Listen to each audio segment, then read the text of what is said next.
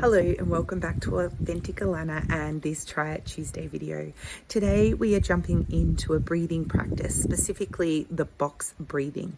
You will hear more about that in a moment, but full disclosure, I have jumped into the archives for my video today after a very busy week last week. I have not had time to record my videos, so I decided to just jump in and use a video from one of my programs that I ran, Connect to create the video for today's Try It Tuesdays.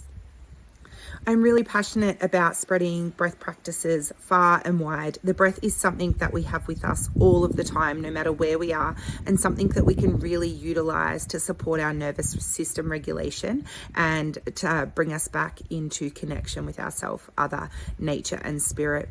I also have a free PDF of 6 quick 1-minute breath practices. So I'll put the link for that in the description of this video if you would like to check it out. This week's activity is all about breathing.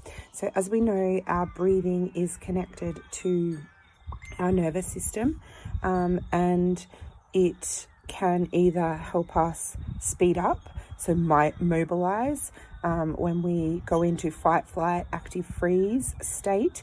Our system starts breathing quicker and shallower to prepare us to fight, run, or active freeze. So it speeds up, getting us ready for that action taking, just like when we exercise or do those things that we need that mobilization energy for. It also slows us down or helps slow down. So if we go into that shutdown state, everything slows down. Our breathing slows and becomes really, less breath in a minute than our natural breath. And it also is shallow. So even though when we're mobilized, our breathing is shallow in our chest, it's also shallow when we are shut down as well. And often that's how we're all breathing today, in our fast-paced go world. Often without us even realizing it, our breathing is centered up in the top of our chest and not going really deep down into our lungs and into our belly, which we call deep breathing or diaphragmatic breathing. That's a tricky word to say.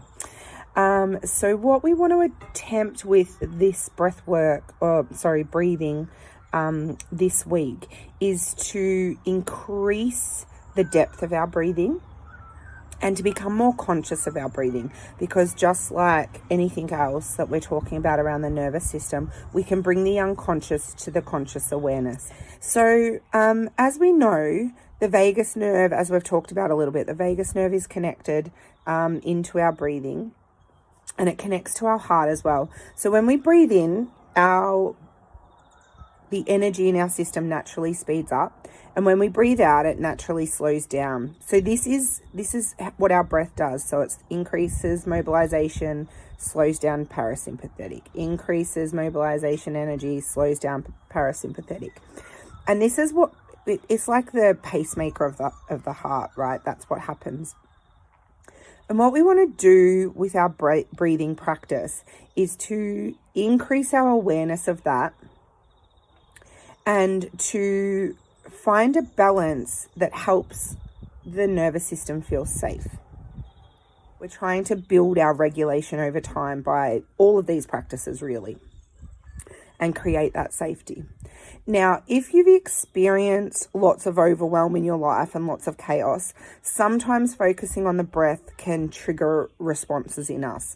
So I want you to be really mindful of that as you're doing it. The box is called box breathing, and it's around everywhere at the moment. You could Google box breathing and something will come up. So this box breathing is breathing in for 4, holding for 4, breathing out for 4, holding for 4, breathing in for 4, hold for 4, so on, like you're going around a box. So breathe in, hold,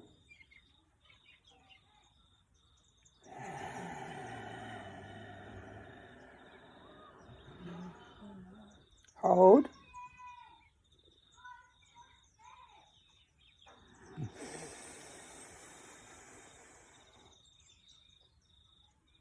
hold.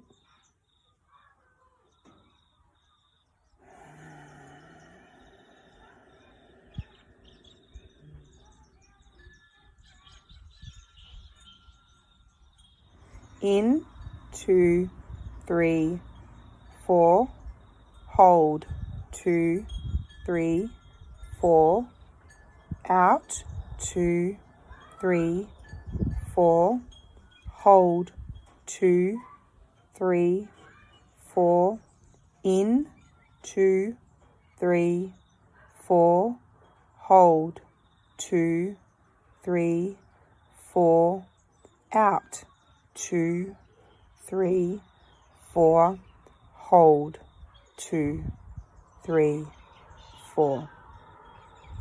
So that is the box breathing. For those of you who are wondering how you can incorporate breath practices with your kiddos, here's a few ideas. So just a couple of little activities that you can do with your kiddos. Blowing bubbles is amazing. It's so good. You have to be able to regulate your breath in a really controlled way to be able to blow bubbles. You can put a soft toy or a teddy or something that they love on their belly and tell them that the teddy is on a boat and they've got to try and breathe them up with their belly and then down without them falling off. So it's like they're in a storm and the big waves on the ocean.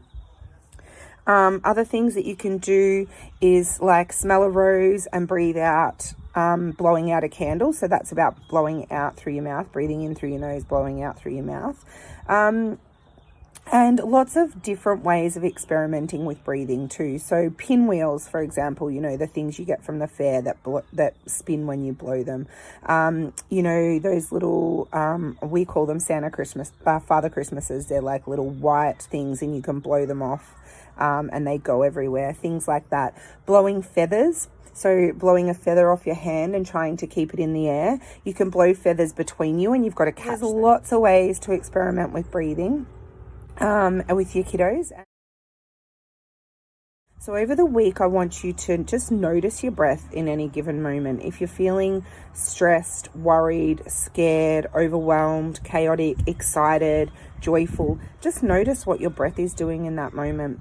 And if it's not something that you've been used to checking in with, it might take a while and it might feel weird, but just see if you can notice. Thanks for watching Try It Tuesday today. Don't forget to like and subscribe so you don't miss any of the videos, and don't forget to tune in for Thirsty Thursday this week, where we jump into the sympathetic state of our autonomic nervous system. Look forward to seeing you then. Bye.